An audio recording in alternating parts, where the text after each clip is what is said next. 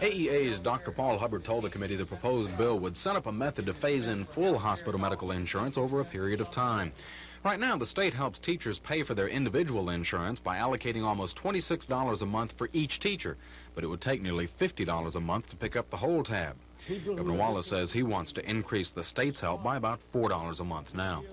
Hospital medical insurance bill sponsor Bill Drinkard says his measure would allow the state to set up a plan even though it only pays part of the premium. The individual teacher would pick up the rest of the tab. Each school system, which can now choose its own group plan, would have the option of joining the state plan, an option that would end once the legislature decides to fully fund the premiums for the state self-insured program. Although some school systems say they appreciate the option now, they don't want to be forced to take the state policy later, saying they can provide better insurance at cheaper costs. But the real point of controversy today was a provision that immediately forces the school systems to buy any supplemental policies like cancer or dental plans from the state. All sides agree the supplemental plans are the profit makers, and Mr. Drinkard says those profits can be turned into savings to reduce the overall costs. But independent insurance carriers say the individual teacher should have a right to buy their supplemental policies wherever they want. This option for supplemental policies was tacked on the bill, which AEA forces said would gut the overall cost effectiveness of the measure. But the committee got locked in a series of 7-7 votes to restore, kill, change, or delay the bill. The bill will be brought back up next week. Chris Grimshaw, WSFA TV News at the Capitol. Based on the current data that Blue Cross...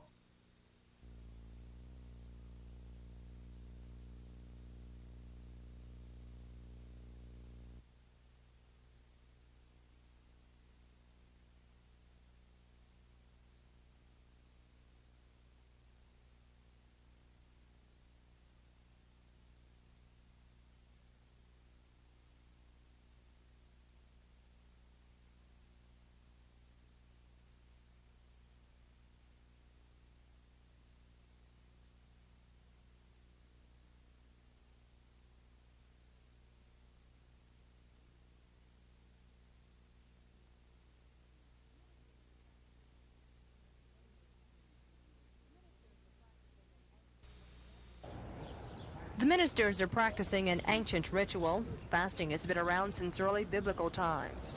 Then there came some that told Jehoshaphat, saying, There cometh a great multitude against thee.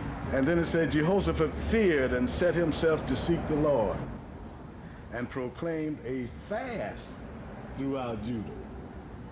Fasting is supposed to help cleanse the body and the mind. The preachers hope it'll also draw attention for cleaner air in Montgomery. All is not well in this city. And I think recent occurrence of events and happenings have certainly dictated that all is not well. They spend the day praying, singing, reading, and discussing the scriptures and meditating. That's nourishing for the ministers since their diet is strictly orange, grape juice, or water. How are you and the other ministers feeling today? We're feeling fine. Physically, we've gotten a little weak. Mentally and spiritually, all of the brethren are very strong and very sharp. Sometimes they smell bacon or fresh brewed coffee early in the morning at a nearby house. But the preachers won't be tempted to invite themselves for a meal. They say their fasting mission is too important. We was moved to have the prayer and fasting visual because we felt that the time was right. News of the vigil has spread. Calls have come in from California, Ohio, and New York. But preachers hope word continues to spread a little closer to home.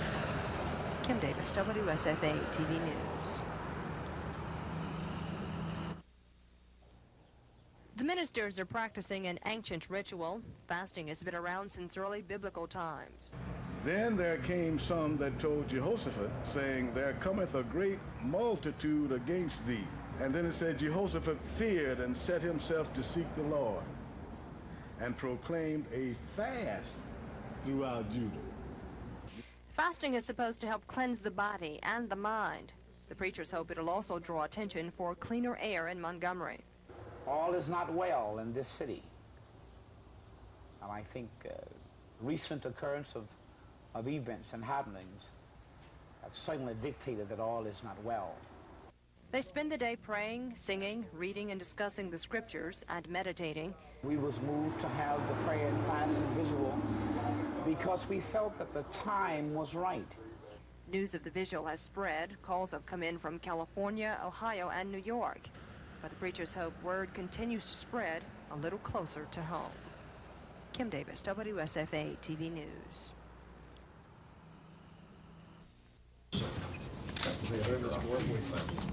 Thank you, Doc. Appreciate it.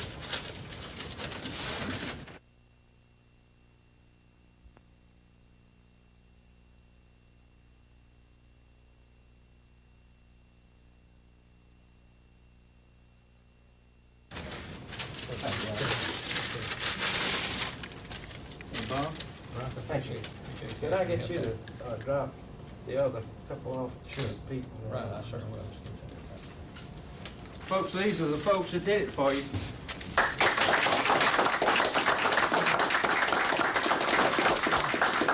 We can go back now and not spend all of our tax money. Thank you, Frank. Officer Woodruff resigned Tuesday after 11 years on the police force when he was accused of having sex with a 27-year-old woman who reportedly has a history of mental problems. City Councilman Joe Reed and Police Chief Charles Swindle both agree the alleged incident shouldn't have happened. He was an officer. He was acting on the color of law. This woman had mental disorders. And it's a crying shame we got that kind of person on our police force. And she told us on tape that he did not force her to do anything. And he also confirms that there was no force used in it at all. And so the situation should not have happened. It did happen, and I won't put up with it. And the officer's no longer with this police department. Unlike Chief Swindle, Councilman Reed says the woman didn't consent. But the woman, if she had consented, she surely wouldn't have been calling the police and calling everybody else for help. It's just a cover-up. That's what it is. Reed also says if it were a black officer and a white woman involved in the incident, the officer would be in jail. Chief Swindle says race is not an issue. I don't look at it as a black officer or a white officer. I look at it as a Montgomery police officer who did not conduct himself according to the standards of this department. Chief Swindle says if he could file any charges against the former officer, he would. He says the officer resigned before he had a chance to fire him. Councilman Reed, saying the patience of the black community is wearing thin, asked the white and business communities to break their silence and join the black leaders. And say to this administration of the city that your police department is rotten, is filthy, and you've gone for enough. Don Phelps, WSFA TV News.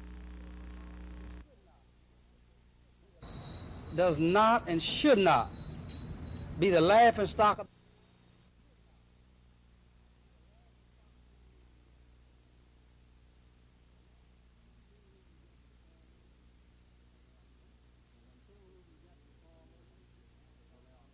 And until we can get the farmers of our country, and particularly as we relate to our area here in the southeast, on a profitable basis, we're going to suffer.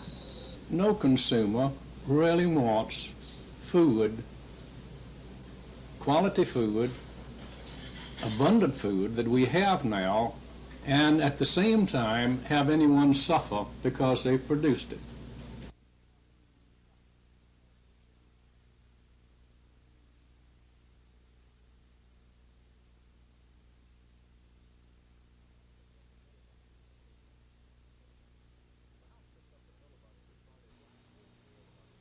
The House picked up the filibuster started last week, a filibuster that has split the once strong coalition of the Wallace administration and the Alabama Education Association. The Wallace administration, led on the floor by Representative Charles Adams, is pushing for the new two-year college bill, which appoints trustees for 9-year terms. The AEA, led on the floor by Representative Roy Johnson, is fighting to kill the bill. That would leave the two-year schools under the control of the State Board of Education. Another test vote today showed the administration still outnumbered the AEA forces and had in fact picked up a few votes. So AEA forces kept the talkathon up while floor leaders for both sides occasionally tried to see if some compromise could be worked out. Most of the other House members spent the rest of their day catching up on news and other little items. Apparently no compromise could be worked out and the issue is still at a stalemate. Before the two-year college bill slowed action down to a snail's pace, Birmingham Representative Fred Horn tried for the 5th time this year to change the way dog racing crack bills are considered. The House showed signs it would turn Mr. Horn down, so he withdrew his effort.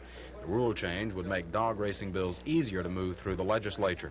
Meanwhile, in the Senate, the proposed new Constitution being pushed by Lieutenant Governor Bill Baxley completed its first major hurdle. For 3 weeks, the 63-page document has been the Senate's major order of business. Senator Ryan DeGraffenreid of Tuscaloosa, the sponsor of the bill, has been going over the document article by article. This afternoon, that task was completed, and the Senate adjourned until next week when the upper chamber is expected to begin deliberations on amendments to the Constitution. It's not known how long that'll take. Chris Grimshaw, WSFA TV News at the Capitol. For most of the day, Alabama Education Association forces filibustered the bill as they tried behind the scenes to win support for their minority cause. The Wallace administration, with House Speaker Drake on its side, sat patiently all day, holding about a 15 to 20 vote lead on several test votes. But about 7 o'clock, that patience apparently ran out. Speaker Drake told the members he thought there had been sufficient debate. Mr. Drake's Speaker Pro Tem, Representative Roy Johnson, who was fighting for the AEA cause, acted surprised, saying he didn't think the Speaker would circumvent the rules and deny members their right to speak against the bill and offer amendments. But the Speaker turned a deaf ear and reeled off the series of 3 votes needed to bring the bill to a final vote. All the while, Mr. Johnson and many of the losing 30-odd members screamed at the top of their lungs for recognition. With the bill finally passed 45 to 34, an effort was made to lock the vote in so the bill couldn't be reconsidered. This gave Mr. Johnson a chance to plead for mercy. He got some. Several members defected from the Speaker, but not enough to change the direction of what many said was a train at full speed with no brakes. The action left many members angry. The bill, which puts the state's 2-year colleges under an appointed board instead of an elected state board of education, now goes to the Senate, where repercussions between the administration and the AEA forces is expected. Chris Grimshaw, WSFA TV News at the Capitol. Dr. Betty Kennedy. Betty, would you stand up? I asked Betty because she would represent them, but they knew something. This society can continue to grow and flourish. But it was also exciting to see those young students Eventually, to be productive and informed and enlightened participants in the democratic process. Now, all of us in education.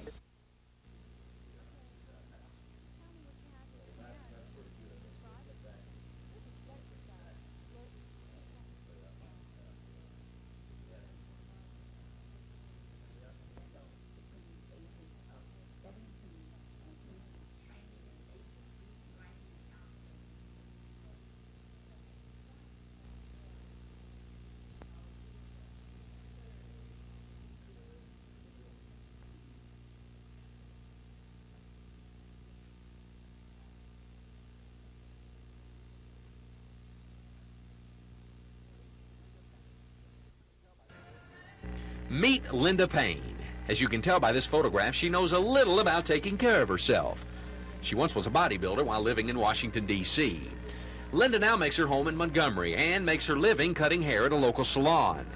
She's long since given up the physically grinding routine of bodybuilding, but her interest in physical fitness continues. While living in D.C., she became interested in coaching strength. So much so, she became linked with Dan Riley, the strength coach for the NFL champion Washington Redskins.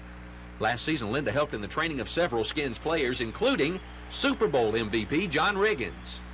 Dan Riley was a big inspiration to me. He took me under his wing. He kept inviting me back to talk more about strength conditioning, and he pursued it for me. He insisted that I go on. Now, Linda wants to become a strength coach. Her goals don't involve future football champions, but prospective female athletes. A female strength coach. It's an occupation that's a rarity. Dan Riley says that there are no women strength coaches in existence. He would like me to be the first one for women athletes. I'd like to be the first. While Linda waits for her ultimate goal, she'll continue to stay in shape, directing exercise classes such as these, because she knows it's only a matter of time. And I will do it. You'll see me one day Linda Payne, female strength coach for female athletes. Rick Pons, WSFA TV Sports. Now are the proposals in the legislature.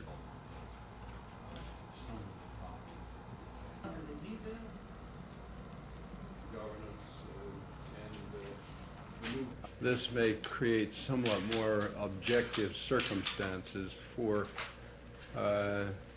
some decisions to be made that are under serious consideration right at the moment, for decisions to be made that will be important to post-secondary education now and in the near and distant future.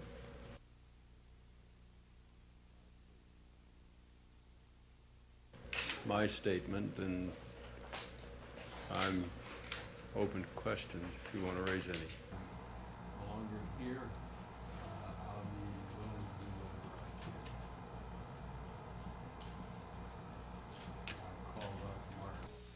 willing to letter. Dr. Gundy's decision comes as no surprise. Sources close to the chancellor say he never really reconsidered, even though the governor, the legislature, and the State Board of Education urged him to change his mind. This may create somewhat more objective circumstances for some decisions to be made that are under serious consideration right at the moment. One of those decisions is a bill currently being debated in the legislature. The House is reviewing a bill, which Dr. Gundy supports, that would give the two-year college system separate control from the State Board of Education and create a 9-member panel appointed by the governor. I believe that from the point of view of my assessment of the needs of the post-secondary institutions, that it badly needs a separate board. But not many State Board of Education members favor removing the post-secondary education department from their control. Board member Victor Poole is sure the bill won't pass. The good thinking of the legislators are going to make them see that at this time, under these conditions, that we don't need a new board. Dr. Gundy says he's not sure what his future plans will include after he leaves office in October. He may return to a professorship at the University of Alabama.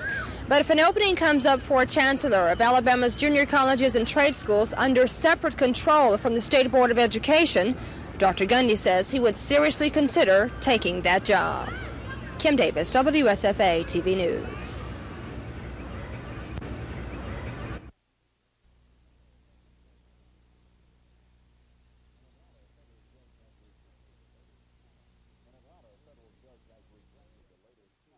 In Atlanta, a federal judge has rejected the latest challenge to the Supreme Court decision banning prayer in public schools. David Hazinski has been following the case in Atlanta. I have never contended that individual students cannot pray in school whenever they so desire, providing they do it on their own initiative and at the suggestion of a school official. Agnostic Ishmael Jaffrey filed the original lawsuit challenging Alabama's school prayer laws. He says he wanted his children to go to school to learn, not pray. The laws allowed a minute of silence in classrooms for meditation or voluntary prayer and allowed teachers to lead willing students in prayer. Mobile School Board lawyers argued that the laws were constitutional because they didn't favor any one religion. U.S. District Judge W. Brevard Hand sided with the school board and let the laws stand. Thank the Lord we have a judge that was willing to do what the Constitution of these United States says, and that is that we all have the right and freedom to express ourselves any way we want to. But the 11th Circuit Court in Atlanta said Judge Hand's decision was wrong, that any school prayer is unconstitutional, and Hand ignored Supreme Court decisions dating back to 1948 when he sided with the school board. The 11th Circuit Court says the Supreme Court makes the final decision on constitutional questions, and it wrote that if the Supreme Court errs, no other court may correct it. David Hazinski, NBC News, Atlanta. This man, Jay Cochran, was a river walker today. Sort of. He tried to cross the Mississippi 170 feet up. Cochran's stunt was to kick off the 365-day countdown to the 1984 New Orleans World's Fair. But when he got a quarter of the way across, a strong gust of wind hit him.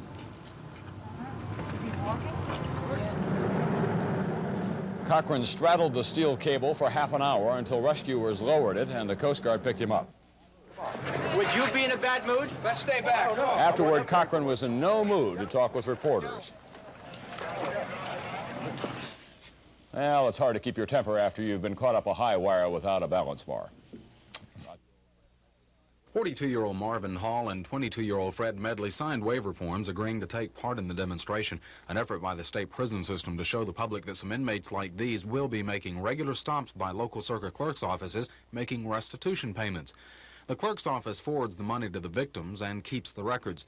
For Fred Medley, he's paying back $10 a week, restitution that makes up for the $216 he's convicted of stealing from a local business. For Marvin Hall, the tab's a little higher. He's paying back roughly $100 a month to pay for the mobile home that he admits he set afire. What we saw in here this afternoon is really going to be a common every week and monthly occurrence all over Alabama now. This has been the pilot program, and of course next week we expand all over Alabama. And if we're anyways as successful in the other areas of the state as we've been here in Montgomery, this is going to be one heck of a program. Chris Grimshaw, WSFA TV News. If you do go, we would be glad to maybe help you with that, but we want to make sure that they're done all right. Go back, please. That American Muslim people, that they so hard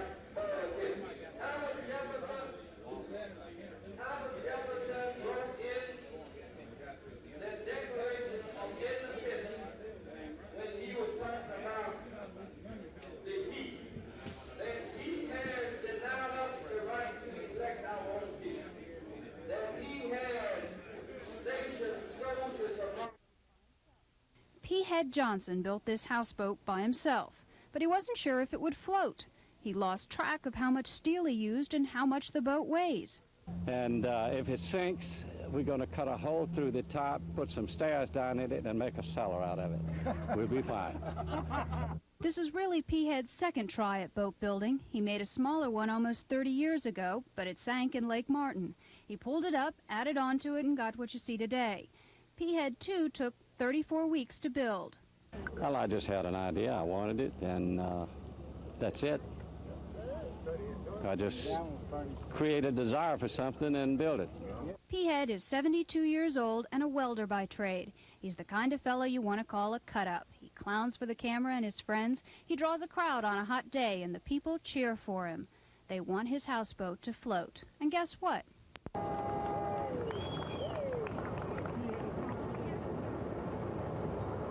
P. Head, of course, believed in his houseboat all along. Susan Silvernail, WSFA TV News.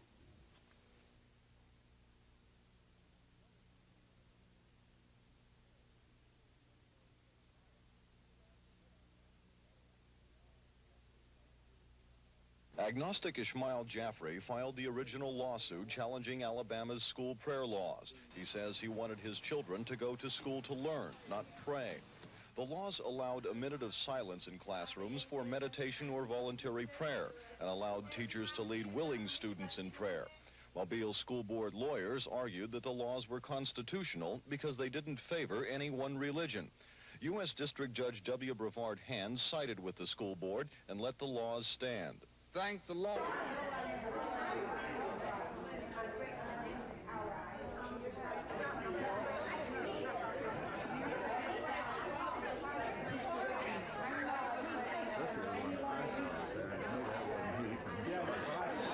Generation 1. The research that we do to find who our ancestors are brings you a lot of contacts with people all across the country and indeed in the world, because I'm corresponding with a number of people in England trying to trace Nicholas Merriweather back beyond the 15th century.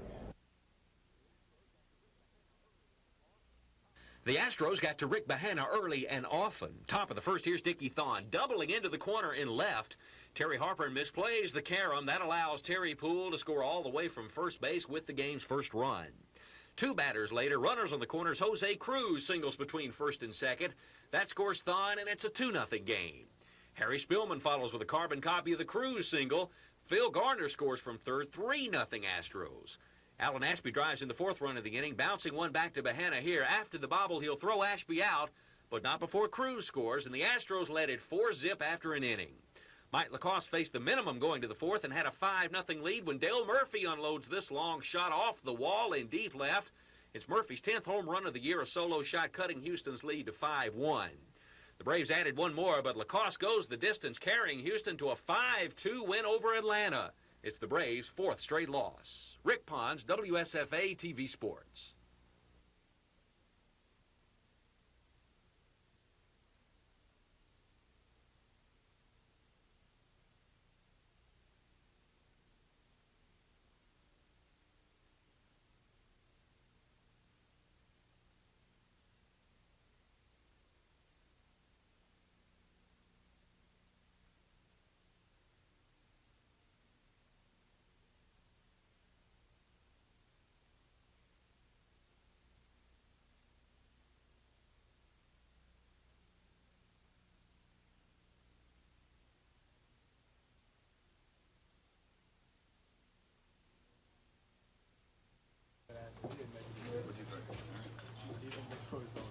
If it was mandatory, I would have been there.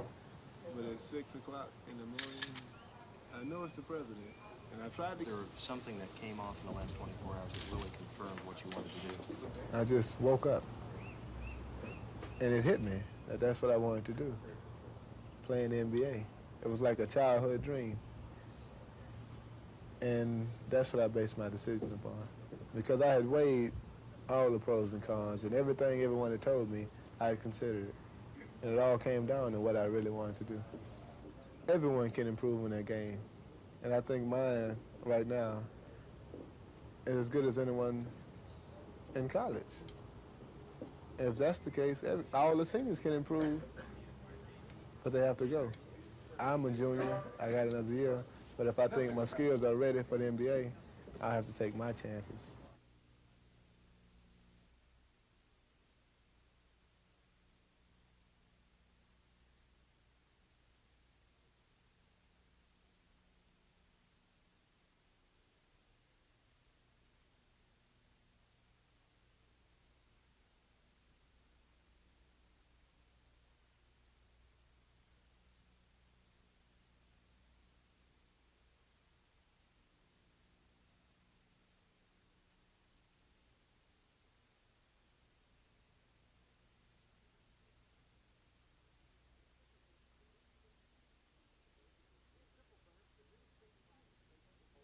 In simple terms, the new 6 classification proposal gives more of the state's high schools an opportunity to play for a state championship. The sport most affected is football. Under the new plan, 32 teams from each of the 6 classes will play for a state title. That's 3 times the number now vying for championships under the 4-class plan. The basic reason for reclassification is money. Bubba Scott, Executive Director of the High School Athletic Association, explains. Well, certainly money is a significant part of it, because what most people are talking about in this realignment is football. And football is the chief money producer for local high school athletic programs. Schools most affected by realignment and in strong favor of the change are those currently classified 1 through 3A. All of the 64 4A schools will become 6A under the new plan. Most of the opposition to reclassification comes from these schools. Jeff Davis, athletic director, and head football coach Charles Lee is one that opposes the change. You take a school like Lanier, they had 7 region games. They had the 2 other Montgomery schools. All they had to get was 1 ball game to complete their schedule. Now, the way I understand it, they're only going to have either 2 or 3 at the most region games, and now they've got to go out and hunt 6, 7, 8 ball games like Jeff Davis and Lee have had to do in the past few years. So I think it's going to hurt a lot of the schools changing the classification, the 4A schools. The new proposal will go out to the state's 419 high schools this Monday. The vote is expected to be tallied within 2 weeks. If it passes, which it is expected to do, the new 6 classification system will go into effect for the 1984 football season. Rick Pons, WSFA TV Sports.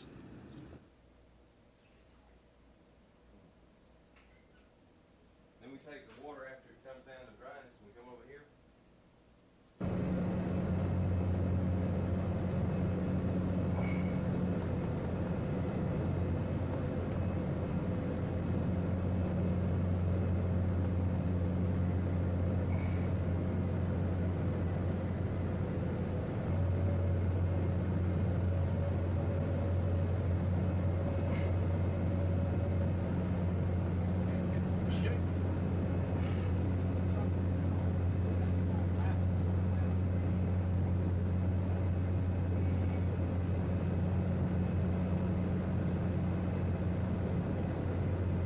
were pretty sure that the radiation in the water was too low to cause problems. However, state and federal labs went ahead with a battery of tests designed to find out what was actually causing the radiation.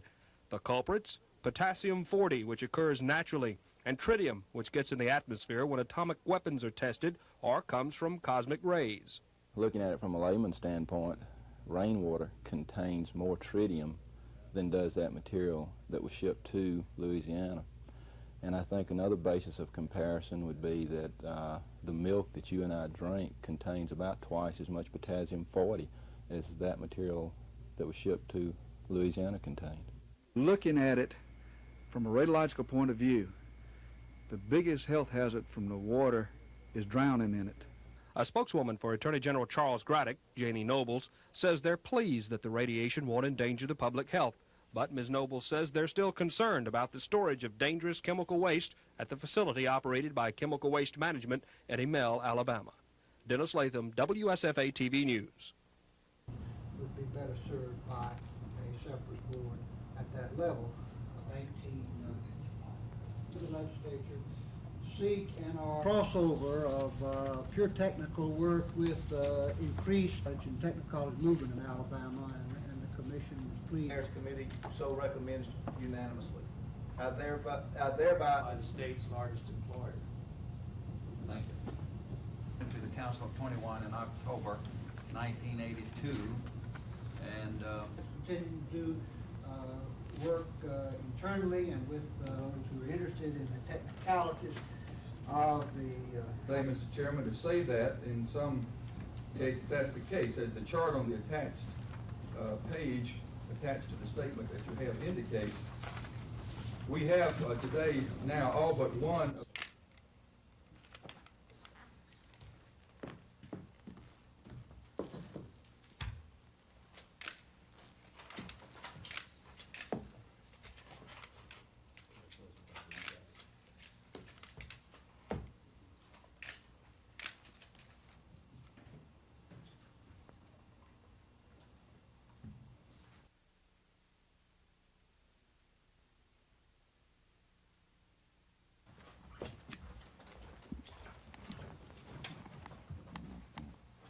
Change of command. Changing of command from one commander to another. It's especially important in the military service. Since Sunday night, the ministers have prayed and fasted in the tent next to the Mount Gillard Baptist Church on Day Street. Their purpose to pray for the jobless, the homeless, and for racial peace in Montgomery, Eufaula, the state and nation. Chairman of the Concerned Ministers for Human Rights, Reverend John Alford, says their mission has left them physically weak but spiritually strong. And before giving thanks to those who supported the fast and the prayer vigil, they gave thanks to God. The communion marked the end to the fast for most of the ministers, but not for Reverend Alford, who called for an end to what he termed the continuing attacks against blacks by the police department and city officials. We feel that it is a shame before God and a shame before man for this kind of action to continue in this city and this state. And at this time, we have no choice but to consider a call for a massive, nonviolent protest. Showing a telegram to the congregation, Reverend Alford says the president of the Southern Christian Leadership Conference, Dr. Joseph Lowry, has pledged his support to their cause. Reverend Alford says he doesn't know when the mass protest will take place in Montgomery or when he'll end his fast. That the Don Phelps, WSFA TV News. And that in 1977, the Congress passed an increase in Social Security taxes, which went into effect January the 1st of this year, so we've not seen a true reduction in individual income taxes yet. And really not until July the 1st of this year will we see a reduction in individual income taxes. Most of the small businesses in our country are sole proprietors.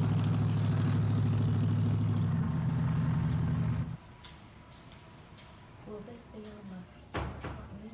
We look to see see how well he's getting along in his class and how well his trade, he's making in his trade. After that, we do that by having a contest. We give a contest, give him all the things that you need to know about his trade. And then through that contest, we are able to tell, is he ready to compete in the state contest.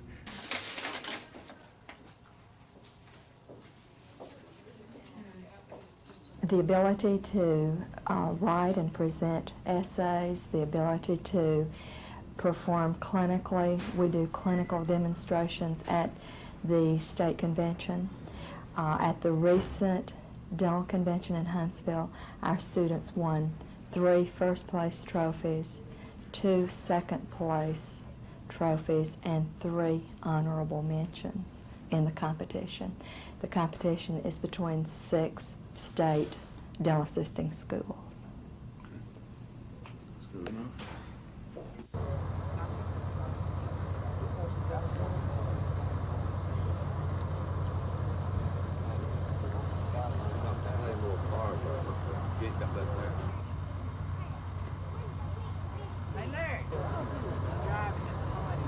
You have to walk up on these behind these. This horse come down too bad.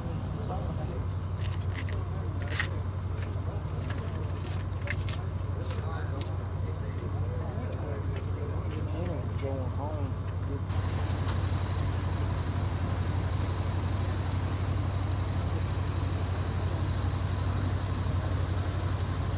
He said this one.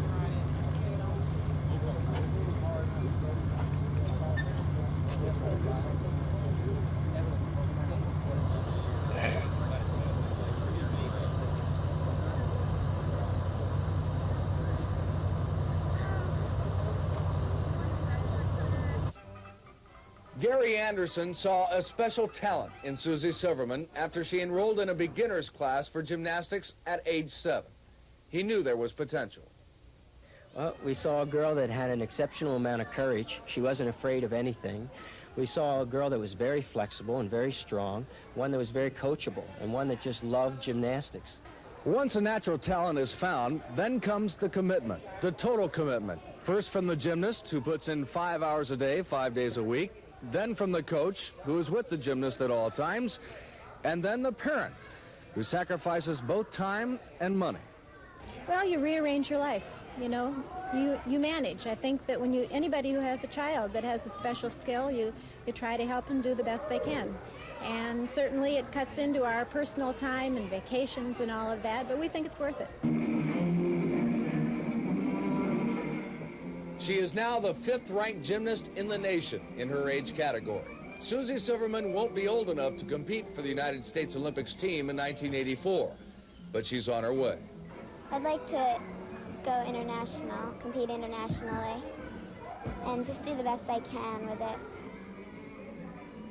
Right now, Susie Silverman is among the cream of the crop in her age group. But in gymnastics, there is no long road to look forward to. The attrition rate is among the highest of all sports. So for 11-year-old Susie Silverman, the time is now. In Silver Spring, Maryland, this is Scott Clark reporting for NBC News.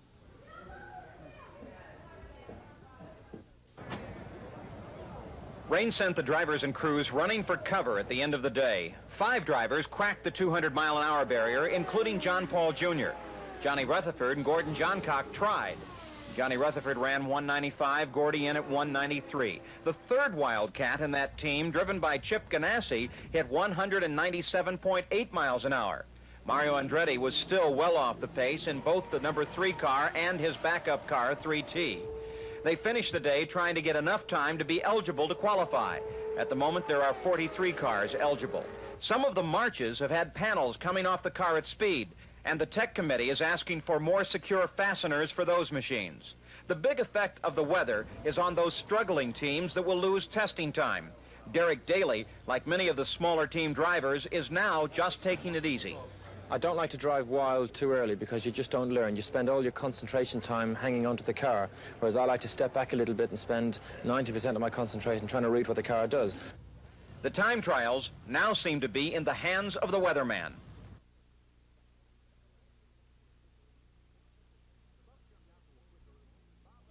The Bucks jumped out to a quick early lead. Bob Lanier goes off the glass here over Moses Malone, and Milwaukee's off to a 9-1 lead. The 76ers trail most of the first half and managed to hang in with the inside power of Malone. Here he gets 2 of his 25 with the stuff, and that cut the lead to 4 at 25-21. But Philadelphia's depth paid off. Bobby Jones comes off the bench and hits this baseline jumper to tie the game for the first time at 38. Then he gets the next 2 on this 16-footer, and the 76ers have their first lead of the game. But Milwaukee kept plugging away. Junior Bridgman hits this outside jumper, and the Bucks go in with a 48-45 halftime lead. After intermission, Philly came out hot, and so did Bucks coach Don Nelson. He disagrees with the call here, gets an untimely technical. The T helped change the momentum toward Philly. Late in the fourth quarter, the 76ers finally took control. The doctor, Julius Erving, gave Philadelphia the lead for good at 90-88 when he bags this turnaround. A game-high 26 for the Doc. Malone pops this baseline jumper, and suddenly it was a 7-point lead. Philadelphia goes on for a 104-96 win. They can wrap up the best-of-7 Eastern Finals tomorrow in Milwaukee.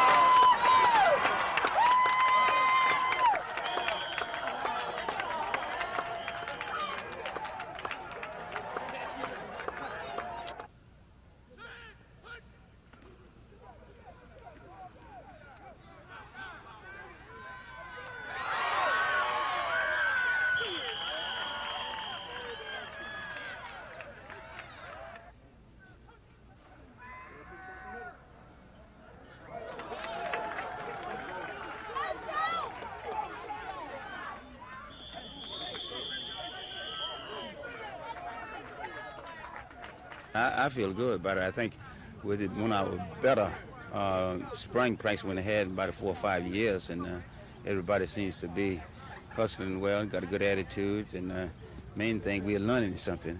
We dealt with the techniques and fundamentals, and that's what we really was wanted to do, and we've been working hard on the defensive unit, and I think we have accomplished what we wanted to accomplish at the beginning. The first batter for the Yankees in the bottom of the first was Willie Randolph. Randolph sends one to shortstop Jerry Dubzinski. A tremendous play, the defensive play of the game by Dubzinski. Still in the bottom of the first inning, there's no score. Bert Campaneris on first. Dave Winfield sends a Britt Burns pitch into the alley in left center. The ball goes to Death Valley. Campaneris rounds third. He will score on the play. Winfield ends up at third with a stand-up triple. In the 7th inning, Yankees leading 5-0, bases loaded. Rick Cerrone sends a shot to left field. Campaneris scores on the play. Ron Kittle's throw to third nails Lou Piniella. Piniella laughs and smiles because the Yankees win it 8-5. I'm Michael Stone for NBC News. The Alabama State Medical Association was chartered 25 years ago, but has been almost non-existent in recent memory. But now the association is intent on finding new life among the 150 or so black doctors in the state. The reason? To open some doors. Some of the problems unique to black physicians operate out of the fact that, number one, we are a very, very small number of physicians trying to serve an extremely large population of individuals. But at the same time, the small group wants to protect the interest of that larger group, their patients. Black physicians see a large number of Medicaid and Medicare patients. With the decrease in the amount of revenue that's allocated for treatment of these patients, it becomes very impossible to give them quality medical care. I would not like for it to be stated that our situation is such that we feel a personal economic disadvantage as a result of the Medicaid changes that are being made. I think the ultimate advantage or disadvantage is the patient. Although part of the meeting today was devoted to the study of medicine, there was also a fair sprinkling of practical politics. The two primary sources of power in this country, and y'all know it, y'all represent one, that's economic power. The other power is political power. Both go hand in hand. Each benefits the other. The bottom line for the doctors is doing as a group what they say they cannot do as individuals, and that is gather enough support from the public and from their own profession to do the kind of good work they know they can do. Tom Foreman, WSFA TV News. Business and professional women's club members channel their collective energies to promote women's rights, such as passage of the ERA, and actively work for legislation which they believe will improve their state and community, such as adequate services for victims of family violence. Believing there is strength in numbers, Alabama's 85 BPW clubs want to expand. So today at the convention, they announced a Speak Up campaign. BPW is an organization that speaks up on the issues that we women care about. Issues such as sexual harassment on the job and how to combine a career and a family. BPW also wants to further the careers of aspiring business and professional women. And today, BPW awarded 41 scholarships totaling more than $15,000. BPW serves as a catalyst, spurring its members on to become movers and shakers in their communities. Everyone, believe me, has tons and tons to give of themselves. Put it back into your community, into your work. Society will benefit, women will benefit from it, and we will become better in all realms of the community as well as society. And like I say, we're here to stay. I don't think they can do it without us. The women will wrap up the convention tomorrow. Lisa Walsh, WSFA TV News. I was at the office and was called and told that it had happened, and subsequently said you might be of some help if you went to Maryland, and shortly thereafter got a call from Dr. Joe Reeves, who was chief of medicine at UAB, saying if there's anybody up here can help, we'll furnish them. And knowing that it was a spinal cord trauma problem, I asked him if Dr. Garber Galbraith could go, and Dr. Galbraith and I went up that night. It happened that the chief of neurosurgery at Maryland, short distance away, was an old buddy of Dr. Galbraith's, and we spent the night together and participated in some of the decisions about when to remove the missile and that sort of thing. Stayed around for a while. It was an excellent community hospital. It was a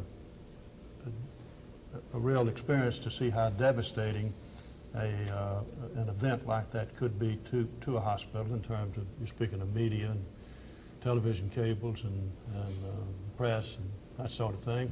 It happened to be on Monday before the Tuesday election in several states. Maryland was one, I think Michigan was one.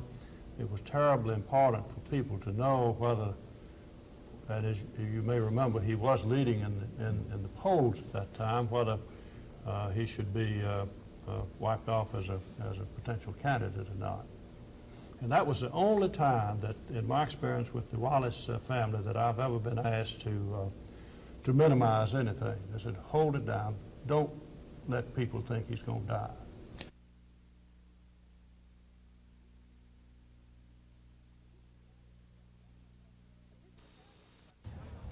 Episcopalians from 10 Montgomery area churches gathered today to break ground in a vacant field behind Montgomery Mall.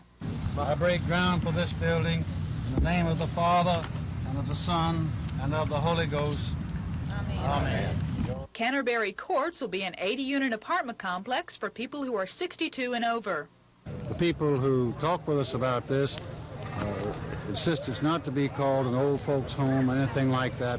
So the name Canterbury Courts, which is indicative of our Episcopal heritage in England, is the name that was chosen. The Episcopalians qualified for tax-free bonds because of their not-for-profit status. A one-bedroom, one-bath unit will rent for $285 a month. A two-bedroom, two-bath for $340 a month.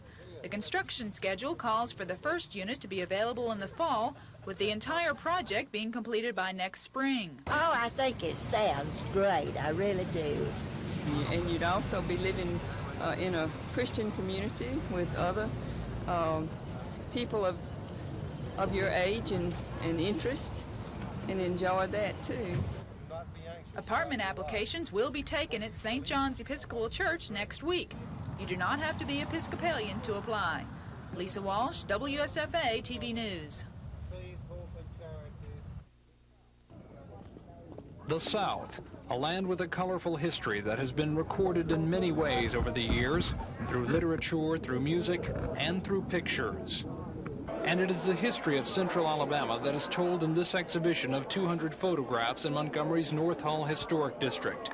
All but 5 of the pictures are on display for the first time. They've been gathered over a period of 9 months from the state archives, from schools, some from as far away as Washington, D.C. Also, I wasn't bashful to ask people in parties if I met someone I knew who was from an old family in Montgomery, do you have old photographs? And so I many, many times made contacts that way. For some, the pictures are a lesson in history. For others, like Francis Trott, who is featured in the exhibition, they are memories. Just like any other photographer, he would pose you and say cheese and take your picture. They are pictures that tell of our work, of our play, of our happy times, of our sad times.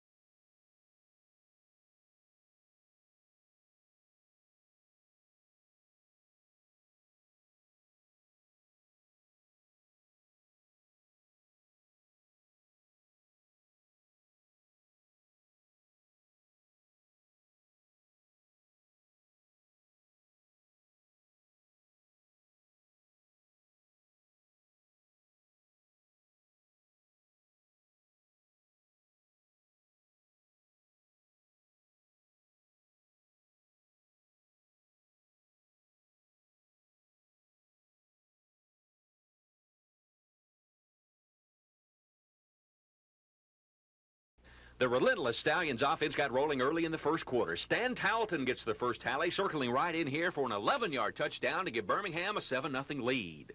The Stallion defense, the best in the league, set up the next score. L.A.'s heralded rookie quarterback Mike Ramsey's picked off here by linebacker Larry McPherson. He'll return it back to the Express 27. On the very next play, Bob Lane, in for the injured Reggie Collier, connects here with running back Earl Gant, and he does the rest. A determined run into the end zone, 14-0 Birmingham. Early in the second quarter, Lane goes to the air again, connecting here with a wide-open Jim Smith. It's the former Steelers' first USFL TD, 21-0 Stallions. Wait, there's more. Stan Talton tallies again, this time with a 4-yard scamper around right in, and his 28-zip, the route was on. Los Angeles finally got on the board right before half. Mike Ray hitting Jimmy Ellis for this 11-yard score.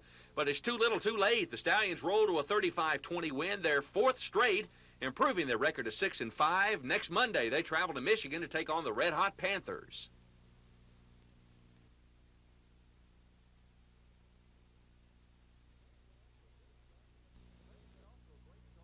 The Braves got off to a great start with a 7-run second inning off Bob Nepper. Bob Watson got us started with a double. Scores here as Bruce Benedict pops this blooper to short center, and the Braves had a 1-0 lead. Later in the inning, 2 more score here as Terry Harper lines a double to right center. That drives in Benedict and Brett Butler to make it 4-zip Atlanta. 3 batters later, Glenn Hubbard singles to right. Harper and Dale Murphy will cross the plate, and the Braves have a quick 7-0 lead. The Astros got their first run in the 5th, added 3 more in the 8th. 2 coming here as Harry Spillman doubles off the wall. That scores Craig Reynolds and Jose Cruz. Craig McMurtry pitched 7 2/3 and improved his record to 6-1 as the Braves hang on for a 9-4 win and split their 4-game set with Houston.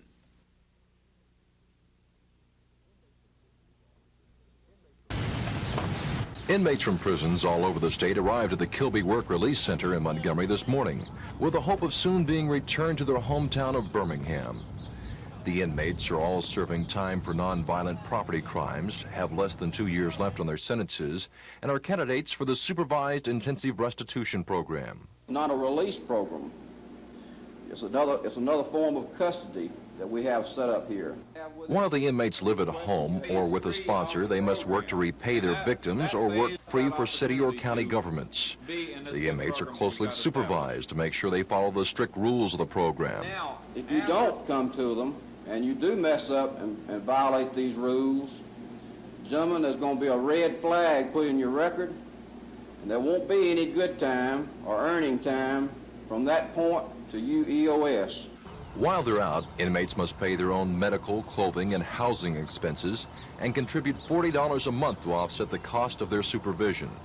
Commissioner Smith hopes to have 500 to 600 inmates in the program by the end of June.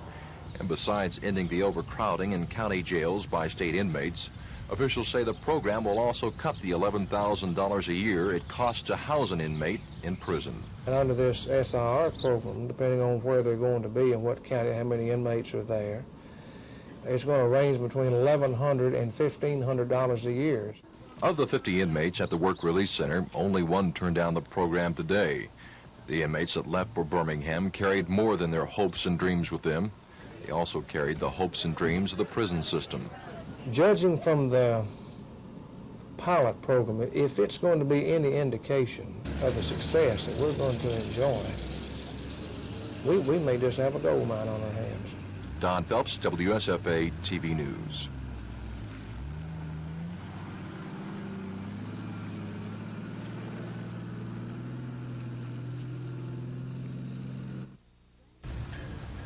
The grand jury found no reason to press criminal charges against the two Eufaula police officers who shot and killed 33-year-old Hamp Rousseau and his brother, 19-year-old Charles Anthony Rousseau. The grand jury's report matches the Eufaula Police Department's explanation of the shooting deaths, and that is that Hamp Rousseau was drunk, he grabbed one of the officer's guns and fired, and the second officer returned fire. Eufaula Police Chief Kenneth Walker. I think they taken all the evidence and the statements in consideration and acted accordingly, and well, of course we're glad it turned out the way it did. If it turned out different, we would have accepted that. I think this showed great professionalism on their part. Chief Walker says he expects the two policemen will return to work shortly. The City Council has the last word on that. So then, does this end the Rousseau case? Not for the black leaders of Eufaula. I'm angry at the city of Eufaula to allow something like this to occur and then reach the decision that they reached today.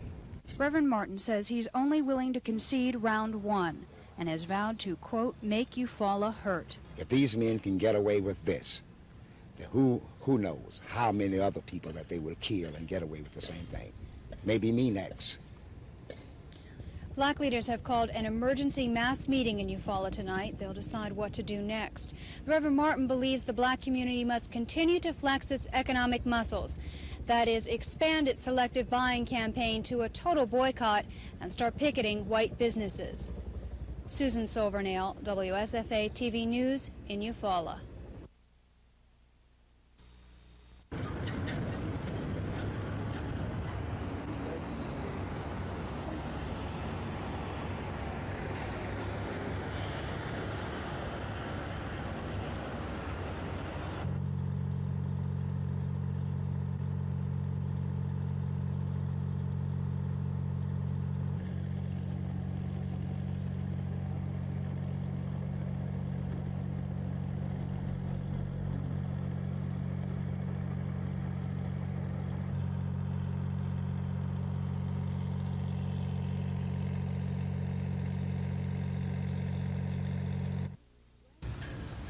The grand jury found no reason to press criminal charges against the two Eufaula police officers who shot and killed 33-year-old Hamp Rousseau and his brother, 19-year-old Charles Anthony Rousseau. The grand jury's report matches the Eufaula Police Department's explanation of the shooting deaths, and that is that Hamp Rousseau was drunk, he grabbed one of the officer's guns and fired, and the second officer returned fire. Eufaula Police Chief Kenneth Walker. I think they taken all the evidence and the statements in consideration and acted accordingly, and well, of course we're glad it turned out the way it did. If it turned out different, we would have accepted that. I think this showed great professionalism on their part. Chief Walker says he expects the two policemen will return to work shortly, but the City Council has the last word on that. So then, does this end the Rousseau case? Not for the black leaders of Eufaula. I'm angry at the city of Eufaula to allow something like this to occur and then reach the decision that they reached today. Reverend Martin says he's only willing to concede round one and has vowed to, quote, make Eufaula hurt. If these men can get away with this, then who knows how many other people that they will kill and get away with the same thing. Maybe me next. Black leaders are considering a full-scale boycott and picketing white businesses. Susan Silvernail, WSFA TV News in Eufaula.